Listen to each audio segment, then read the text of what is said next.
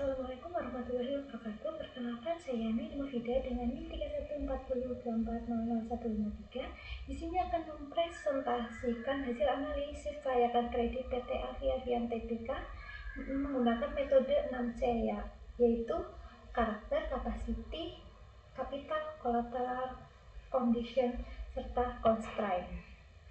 Nah, di sini saya akan membacakan profil perusahaannya terlebih dahulu. PT Avi Avian Tbk merupakan perusahaan yang bergerak di bidang industri dan perdagangan cat seperti tinta cetak, pernis, lak, perekat atau lem, mortar, atau beton siap pakai, yang telah berdiri sejak tahun 1983 dan resmi tercatat di Bursa Efek Indonesia pada tahun 2021.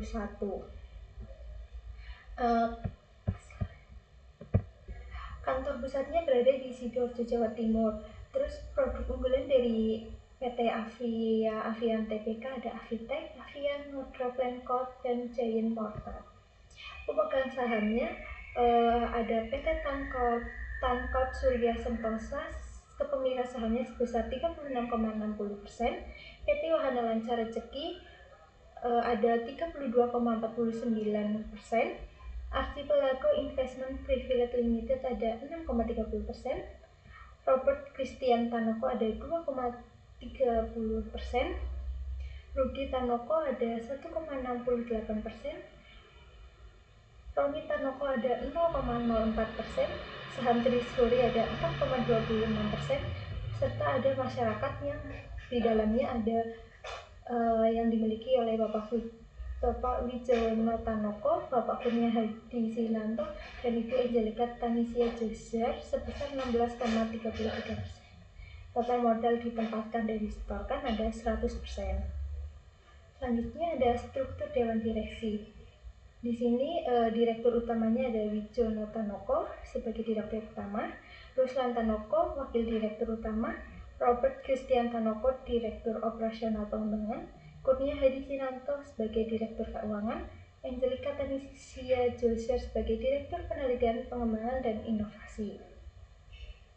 Struktur Dewan Komisaris ada Hermanto Tanoko selaku komisaris utama, Oscar Christian Maria Joser sebagai komisaris independen, Lukas Rusli sebagai komisaris independen.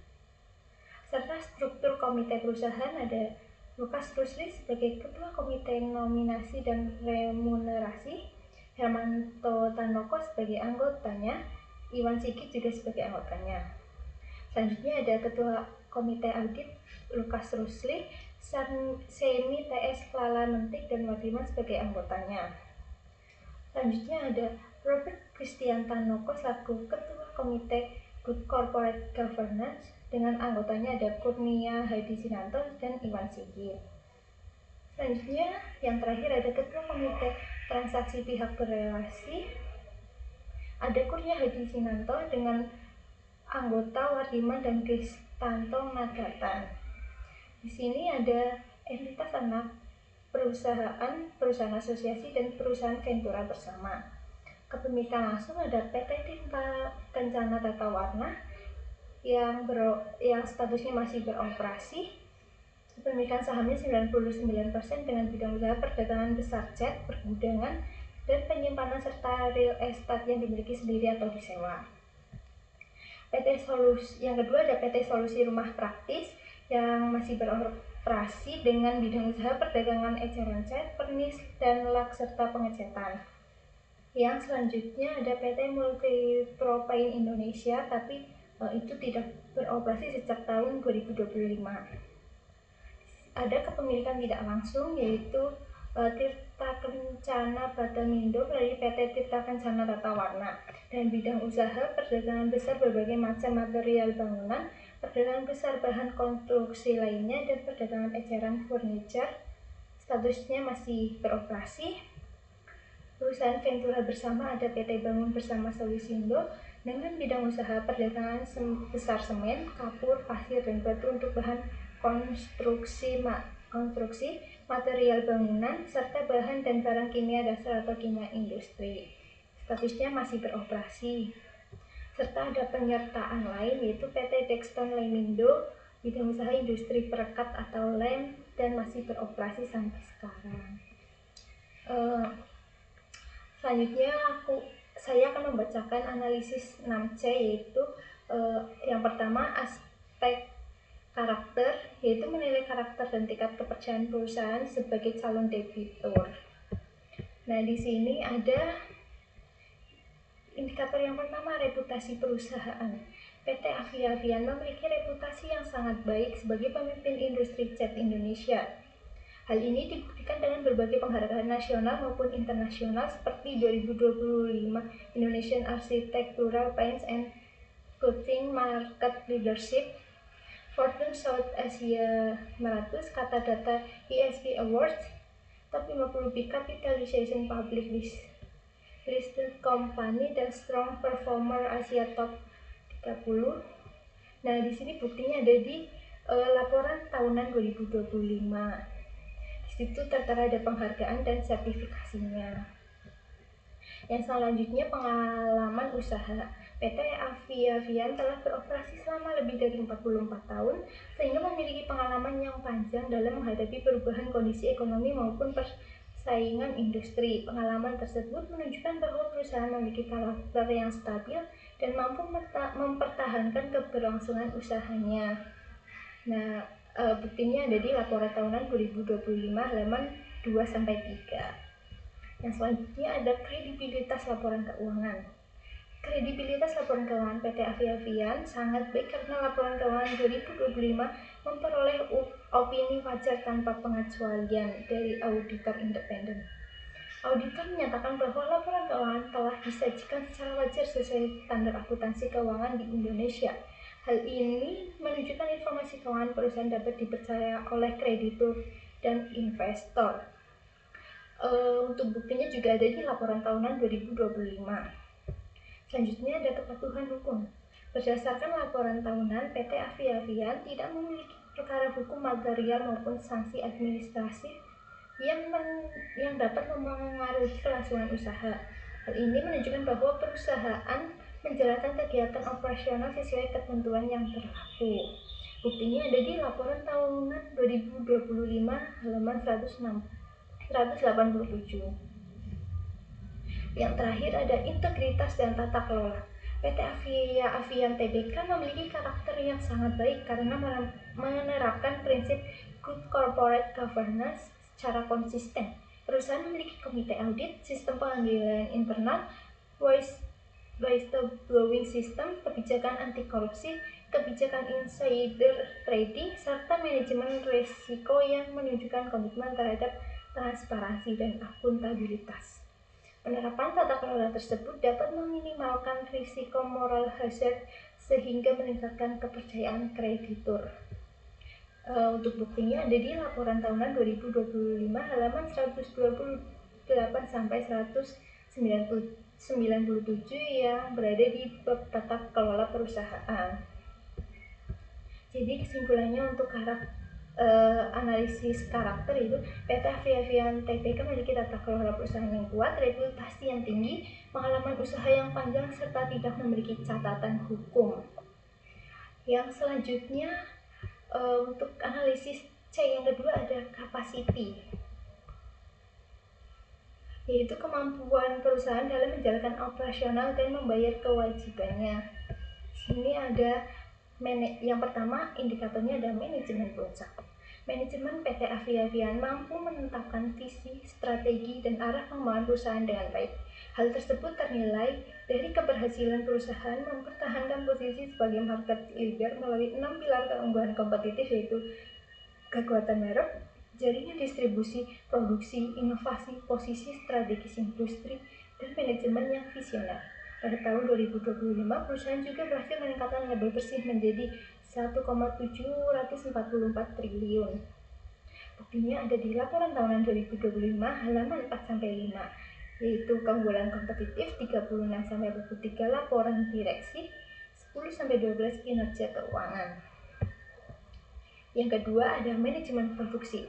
Kemampuan produksi PT Avia tergolong sangat baik. Selama tahun 2025, volume produksi meningkat sebesar 15,16% menjadi 227,2 266 metrik ton. Selain itu, perusahaan berhasil meluncurkan 12 produk baru yang menunjukkan kemampuan perusahaan dalam melakukan inovasi dan memenuhi kebutuhan pasar. Untuk buktinya ada di laporan tahunan 2025 halaman 4-5 kinerja produksi, 59 fasilitas produksi, 14-20 produk baru. Yang ketiga ada manajemen pemasaran. Kemampuan pemasaran perusahaan sangat baik yang tercermin dari penjualan meningkat sebesar 8,73% menjadi 8,12 triliun. Perusahaan juga memiliki jaringan distribusi yang luas, yaitu 129 distribution center, 15 mini distribution center, dan 38 distribution center pihak ketiga sehingga mampu menjaga konsumen di seluruh Indonesia. Ini ada di laporan tahunan 2025. Manajemen personalia. Perusahaan mempekerjakan tenaga kerja dalam jumlah besar dan mengalokasikan pembayaran kepada karyawan sebesar 913,82 miliar selama tahun 2025. Hal ini menunjukkan perusahaan memiliki sumber daya manusia yang memadai untuk mendukung operasionalnya. Juga tadi di awal kan sudah disebutkan ada total karyawan yang bekerja di PT Avian, dan itu ada di laporan tahunan 2025 serta laporan keuangan. Yang terakhir, kemampuan membayar kewajiban. Arus kas operasi sebesar 1,74 triliun menunjukkan perusahaan menghasilkan kas yang kuat dari aktivitas utama usahanya, sehingga memiliki kemampuan yang baik dan memenuhi kewajiban jangka pendek maupun jangka panjang. Dan ini pun ada di laporan tahunan 2025. Untuk kesimpulan dari analisis kapasiti, yaitu PT Avian memiliki kapasitas yang baik karena dikelola manajemen yang efektif, pertumbuhan penjualan dan laba yang konsisten, arus kas operasi yang kuat, serta kemampuan memenuhi kewajiban keuangan. Yang selanjutnya ada kapital, yaitu menilai kekuatan modal perusahaan. Di sini indikator yang pertama ada struktur modal. Struktur modal menunjukkan sejauh mana perusahaan menggunakan modal sendiri dibandingkan utang. Dari total aset 11,08 triliun, sebagian besar dibiayai oleh modal sendiri sebesar 9,54 triliun. Kondisi ini menunjukkan tingkat kemandirian keuangan yang tinggi. Yang selanjutnya yang kedua ada debt to equity ratio atau DER. DER menunjukkan tingkat ketergantungan perusahaan terhadap dana pinjaman. DER PT Avian sebesar 0,16 kali, berarti setiap Rp1 modal sendiri hanya menjamin 0,16 utang. Angka ini sangat rendah dan menunjukkan risiko keuangan yang kecil. Yang selanjutnya ada profitabilitas. Laba bersih tahun 2025 sebesar 1,74 triliun dengan total aset 11,08 triliun menghasilkan return on asset atau ROAS sebesar 15,73%, sedangkan return of equity ada 18,28%. Angka ini menunjukkan kemampuan perusahaan menghasilkan keuntungan dari modal dan aset yang dimiliki tergolong sangat baik. Nah, dari ketiga ini buktinya dari laporan tahunan 2025. Yang selanjutnya ada struktur kepemilikan. Struktur kepemilikan PT Avian didominasi oleh keluarga Tanoko melalui perusahaan pengendali, yaitu PT Tancorp Surya Sentosa sebesar 36,60% dan PT Wahana Lancar Rezeki sebesar 32,49% dan kepemilikan saham langsung.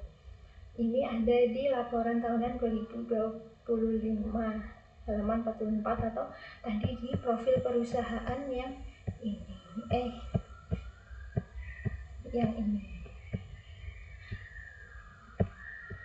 Yang terakhir adalah laba ditahan. Saldo laba ditahan yang belum ditentukan penggunaannya mencapai 1,95 triliun, menunjukkan perusahaan memiliki sumber pendanaan internal yang kuat untuk ekspansi dan memenuhi kewajiban di masa depan. Untuk buktinya ada di laporan tahunan 2025 halaman 10. Kesimpulannya yaitu PT Avian Tbk memiliki kondisi permodalan yang sangat kuat. Hal ini terlihat dari total ekuitas sebesar 9,54 triliun yang jauh lebih besar dibandingkan total liabilitas sebesar 1,54 triliun sehingga menghasilkan DER sebesar 0,16 kali atau persen. Selain itu, perusahaan membukukan laba bersih sebesar 1,74 triliun dan memiliki saldo laba ditahan sebesar 1,95 triliun yang menunjukkan kemampuan memperkuat modal secara internal. Dari struktur kepemilikan, perusahaan masih dikendalikan oleh keluarga Tanoko sebagai pemegang saham pengendali yang mencerminkan komitmen yang kuat terhadap keberlangsungan usaha.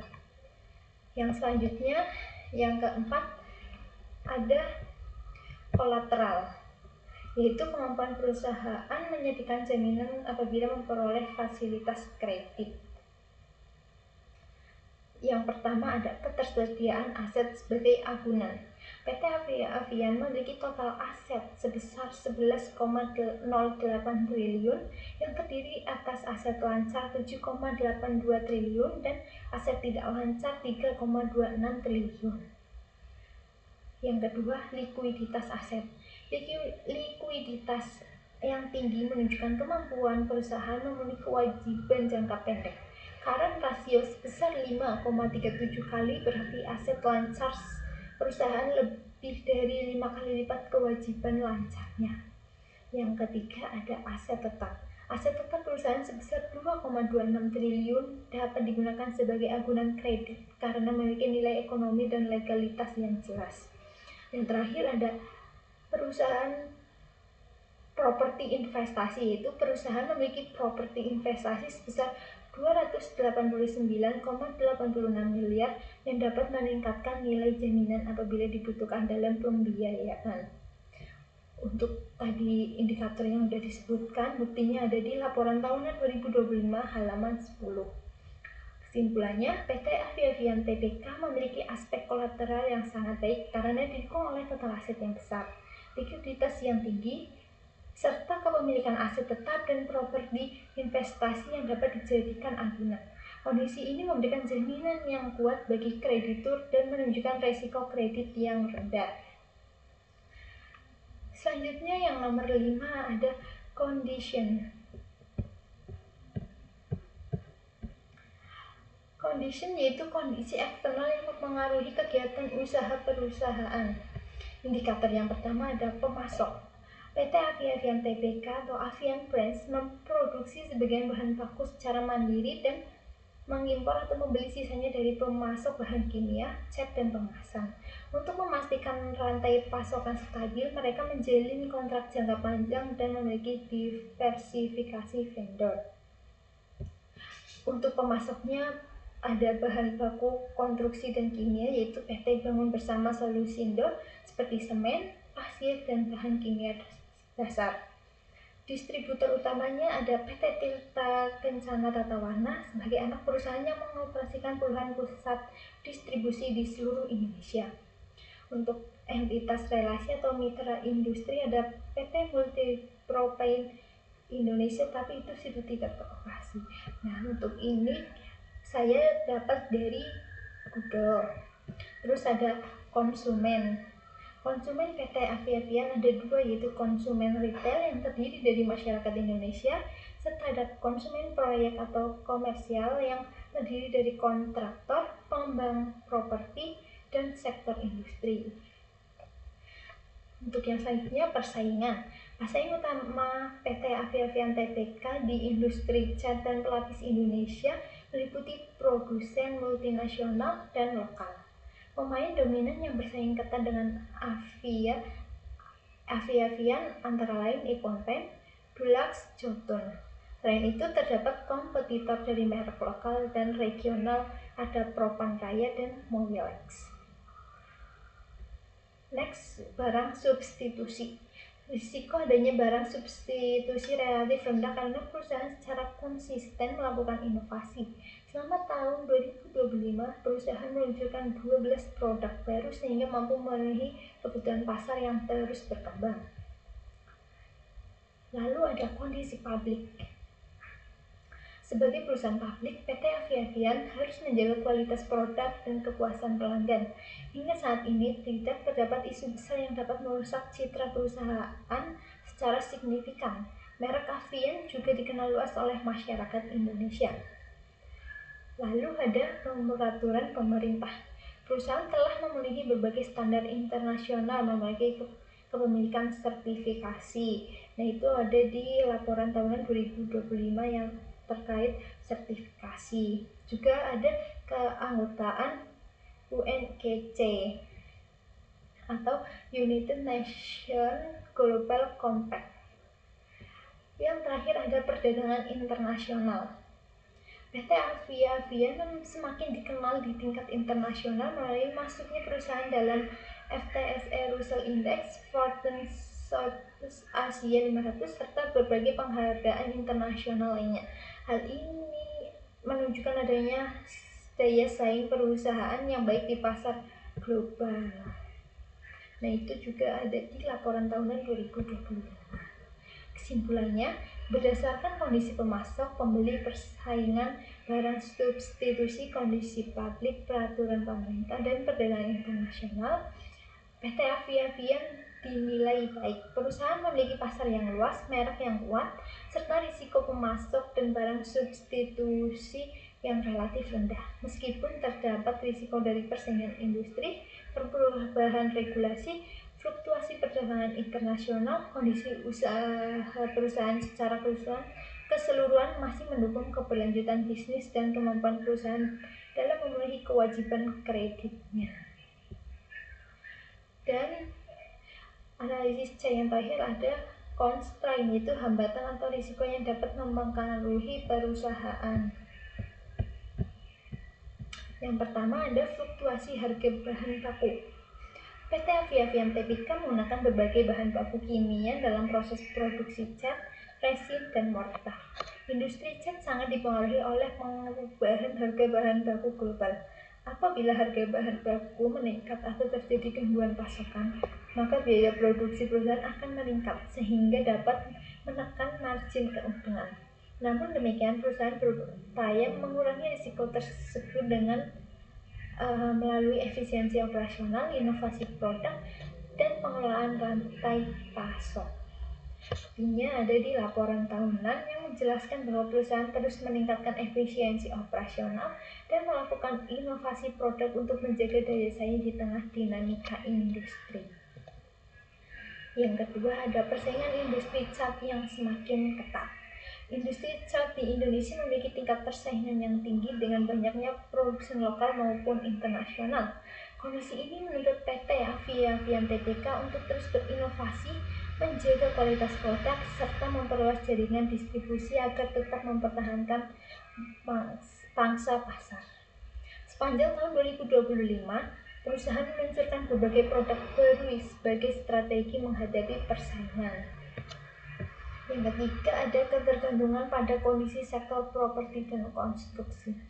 Permintaan produk cat sangat dipengaruhi oleh perkembangan sektor properti, pembangunan infrastruktur, dan renovasi bangunan. Apabila sektor tersebut mengalami perlambatan akibat kondisi ekonomi, maka permintaan produk cat juga berpotensi menurun sehingga mempengaruhi pendapatan perusahaan. Untuk mengurangi risiko tersebut, PT Aviavian Tbk memperluas portofolio produknya tidak hanya cat tembok, tapi juga waterproofing, mortar, resin, pipa, mebel, dan produk pendukung lainnya. Yang keempat ada tuntutan keberlanjutan atau ESG. Perusahaan menghadapi tuntutan yang semakin tinggi terkait aspek lingkungan, sosial, dan tata kelola. Hal ini mengharuskan perusahaan untuk terus berinvestasi pada teknologi ramah lingkungan, efisiensi energi, dan pengurangan emisi karbon. Upaya tersebut membutuhkan biaya yang tidak sedikit, tetapi penting untuk menjaga daya saing dan memenuhi standar global. Yang terakhir ada fluktuasi kondisi ekonomi. Kinerja PT Aviavian Tbk dipengaruhi oleh kondisi ekonomi nasional maupun global, perubahan daya beli masyarakat, inflasi, suku bunga, nilai tukar, dan kondisi geopolitik dapat mempengaruhi permintaan produk maupun biaya operasional perusahaan. Oleh karena itu, perusahaan perlu terus menjaga efisiensi dan melakukan inovasi agar tetap kompetitif. Untuk tadi semua yang sudah ini, buktinya ada di laporan tahunan 2025. Kesimpulannya, secara keseluruhan, konstrain PT Aviavian Tbk tergolong rendah hingga sedang. Meskipun terdapat kendala berupa fluktuasi harga bahan baku, persaingan industri, perubahan regulasi, dan kondisi ekonomi, perusahaan masih memiliki posisi keuangan yang kuat, pangsa pasar yang luas, serta kemampuan operasional yang baik untuk mengelola risiko tersebut. Oleh karena itu, kendala yang dihadapi belum memberikan dampak signifikan terhadap kelangsungan usaha maupun kemampuan perusahaan dalam memenuhi kewajibannya. Yang selanjutnya ada analisis rasio. Nah, di sini analisis rasio yang saya cantumkan ada rasio profitabilitas, rasio likuiditas, rasio solvabilitas. Nah, untuk rasio profitabilitas ada rasio laba rugi terhadap aset atau return on asset. Pada tahun 2023 sebesar 14,71%, meningkat di tahun 2024 menjadi 15,04% dan meningkat lagi menjadi 15,73%. Nah, analisisnya ROA mengalami peningkatan dari tahun 2023 sampai 2025. Kenaikan ini menunjukkan bahwa perusahaan semakin efektif dalam memanfaatkan aset yang dimiliki untuk menghasilkan laba. Dengan demikian, efisiensi penggunaan aset dan kinerja operasional perusahaan terus mengalami perbaikan. Untuk analisis ini didapat dari laba tahun berjalan dibagi dengan total aset dikali 100% untuk bisa menghasilkan angka ini. Yang kedua ada rasio laba rugi atau return on equity yang didapat dari laba tahun berjalan dibagi dengan total ekuitas dikali 100%. Untuk ROE sendiri juga terus meningkat dari 2023 sebesar 16,56%, meningkat di tahun 2024 menjadi 17,27% dan meningkat kembali pada tahun 2025 sebesar 18,28%. Peningkatan ini menunjukkan bahwa kemampuan perusahaan dalam menghasilkan laba dari modal pemegang saham semakin baik. Hal tersebut mencerminkan pengelolaan modal yang efektif dan memberikan tingkat pengembalian yang tinggi kepada pemegang saham. Yang selanjutnya ada rasio laba rugi terhadap investasi atau return on investment. Nah, untuk ROI sendiri itu sama dengan ROA yang terus meningkat dan untuk angkanya juga sama. Untuk perhitungannya juga sama dengan ROA. Tahun 2023 sampai 2025 selalu mengalami kenaikan. Peningkatan ini menunjukkan bahwa perusahaan semakin efektif dalam memanfaatkan investasi yang dimiliki untuk menghasilkan laba. Kenaikan ROI mencerminkan pengelolaan investasi yang baik dan kemampuan perusahaan dalam menciptakan nilai tambah dari dana yang ditanamkan, sehingga kinerja perusahaan yang secara keseluruhan menunjukkan tren yang positif. Selanjutnya yang terakhir ada margin laba bersih atau net profit margin atau NPM. NPM sendiri diperoleh dari laba tahun berjalan dibagi dengan penjualan neto dikali 100% yang menghasilkan angka dari tahun 2023 sebesar 23,42%, turun di tahun 2024 menjadi 22,27% dan turun lagi di tahun 2025 sebesar 21,47%. Penurunan ini menunjukkan bahwa persentase laba bersih yang diperoleh dari setiap penjualan sedikit menurun, yang dapat disebabkan oleh meningkatnya biaya operasional atau tekanan biaya produksi. Namun, margin laba bersih masih berada pada tingkat yang tinggi sehingga profitabilitas perusahaan tetap tergolong baik. Ini selanjutnya ada rasio likuiditas. Di sini ada rasio lancar atau current ratio.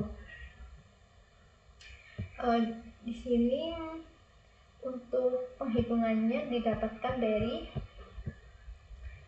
total aset lancar dibagi dengan total liabilitas jangka pendek yang menghasilkan angka 7,58 pada tahun 2023, 6,28 kali pada tahun 2024, dan 5,37 kali pada tahun 2025,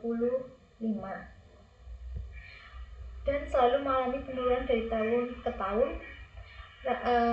Meskipun mengalami penurunan, rasio ini masih berada di tingkat yang sangat tinggi. Hal ini menunjukkan bahwa perusahaan tetap memiliki kemampuan yang sangat baik dalam memenuhi kewajiban jangka pendeknya menggunakan aset lancar yang dimiliki. Dan yang terakhir ada rasio solvabilitas. Ada rasio liabilitas terhadap aset atau debt to asset ratio. Perhitungannya didapatkan dari total liabilitas dibagi dengan total aset yang menghasilkan angka 0,11 pada tahun 2023, 0,13 pada tahun 2024, dan 0,14 pada tahun 2025. Kenaikan ini menunjukkan adanya peningkatan proporsi aset yang dibiayai oleh utang, namun tingkat DAR masih tergolong rendah sehingga struktur keuangan perusahaan tetap sehat dan risiko keuangan masih rendah. Yang selanjutnya yang terakhir rasio liabilitas terhadap ekuitas atau debt to equity ratio yang didapatkan dari total liabilitas dibagi dengan total ekuitas menghasilkan angka 0,13 pada 2023, 0,15 pada 2024, dan 0,16 pada 2025. Kenaikan ini menunjukkan adanya peningkatan penggunaan utang dibandingkan modal sendiri. Meskipun demikian, nilai DAR masih sangat rendah sehingga perusahaan masih lebih banyak dibiayai oleh modal sendiri dan memiliki tingkat solvabilitas yang sangat baik. Dan yang terakhir ada kesimpulan akhir, yaitu secara keseluruhan PT Aviation Tbk memiliki profil risiko yang rendah dengan fundamental keuangan yang kuat, profitabilitas yang tinggi, likuiditas yang sangat baik, serta tata kelola perusahaan yang baik. Oleh karena itu, perusahaan dinilai layak untuk memperoleh fasilitas kredit karena memiliki kemampuan yang sangat baik dalam memenuhi kewajiban pembayaran pokok maupun bunga pinjaman serta prospek usaha yang positif di masa mendatang. Demikian presentasi yang dapat saya sampaikan. Kurang lebihnya mohon maaf. Terima kasih atas perhatiannya. Wassalamualaikum warahmatullahi wabarakatuh.